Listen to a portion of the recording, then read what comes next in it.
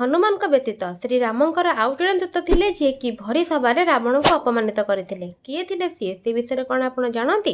श्रीराम जितेबाला लंका को आक्रमण करने कथा भाविले ता पूर्वर से रावण को आउ गोटे सुजोग देवाई चाहिए से अंगद को शांतिदूत कर रावण पाखक पठाई अंगद जाए रावण को बुझेला कि एबे भी समय अच्छी से माता सीता को फेरई दऊ आउ श्रीराम पाखरे क्षमा मागि नौ ताहले श्रीराम ताको छाड़देवे किंतु रावण से राजी हो नथिला। एक कथा सुनिबा परे अंगद रावणर अपमान करने को लगिले आ तार को थट्टा करने को लगिले आ तार मजाक उड़ाइबा को लगिले। एया कही कि केमिति अंगदंकर पिता बाली रावण को तार बेक को धरी बुलाई देइथिला आ केमिति अर्जुन सहस्रबा और रावण को बंदी कर तार जेजेबापा पुलस्त्य ऋषि अनुरोध क्रमे जाई छाड़ी एमती अपमान पाई रावण अधिक क्रोधित है और अंगद को सेठारे बध करदेवाई आदेश देला।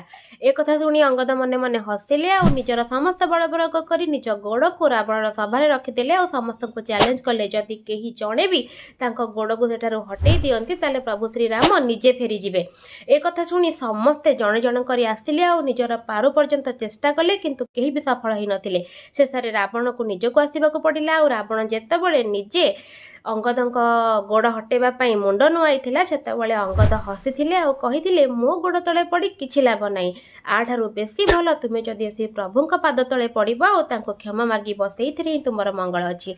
एबे मते कमेंट रे जणातु कि अंगद केउ राज्यर राजकुमार थिले।